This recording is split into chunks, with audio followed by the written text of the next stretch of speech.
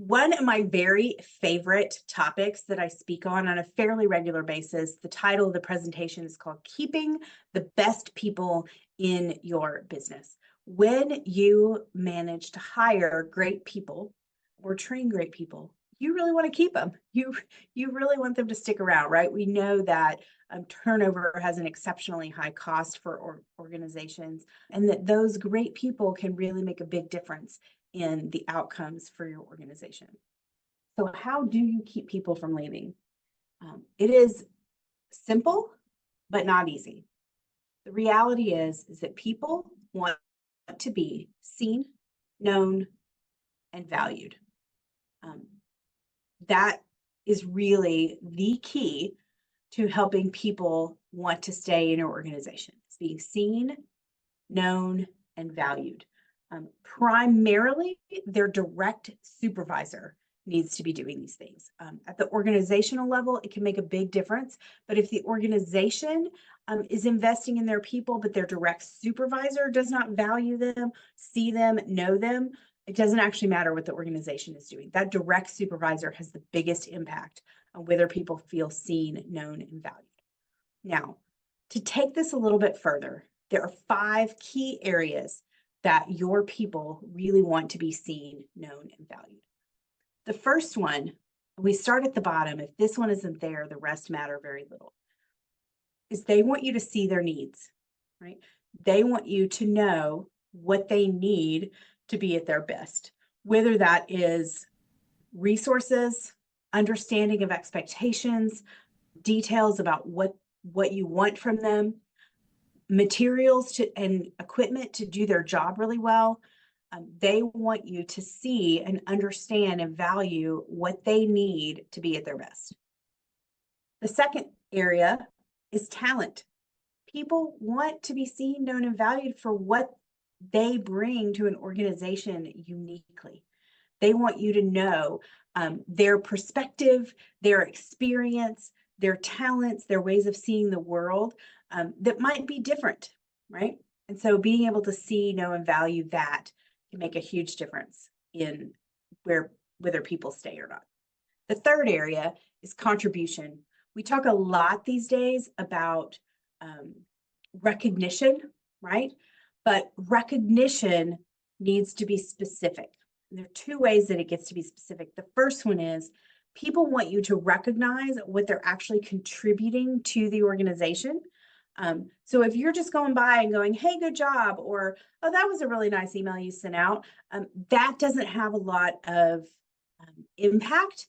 But when you can say, this email that you sent out really moved the needle forward on this particular project, or really contributed to the mission of our organization because of the way you said X, that makes it much more meaningful and valuable. The second piece of that recognition for contribution is recognizing people the way they want to be recognized. So some of us really love prizes and to be recognized publicly and to be told in front of our peers. And some of us would really rather that you just come to us individually and tell us why something was valuable. For some people, a written note can be really, really powerful. Other people would prefer some sort of gift, something that says, yes, this was really valuable that you contributed. So pay attention to both how people want to be recognized, as well as recognizing them for their contribution to the mission of the organization. Fourth area, and this is sometimes where it gets harder. People want to be seen, known, and valued for their life outside of work. The pandemic and the work from home movement really made this abundantly clear, right? When more of us were working at home and our personal lives and our work lives were on top of each other, it became more important even for organizations to recognize what was going on in employees' lives. But the reality is, for most of us, work is a portion of our life, and there's a whole lot of other stuff going on. But this does not mean that you are going to give your employees a pass anytime that they have something a little bit difficult going on, but simply recognizing and knowing, hey, how's your high school senior year going? Or I know that your mom has been sick. What's going on there? Are you doing okay? sometimes giving people just the recognition that you know that other things are going on with their life can make a big difference, because that really helps people feel seen, known, and valued for more than just the bottom line of what they bring to the organization.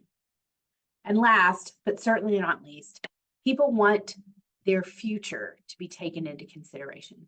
They want to be seen, known, and valued for what they might contribute in the future. Most people in your organization are not in the role that they would like to retire in.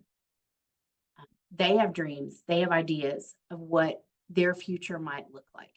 And organizations that keep the best people know this and ask the right questions to find out what people's dreams are and help train them up and to move them into those next positions, or to add additional responsibilities, whatever that might look like, to move them into a different area of the organization.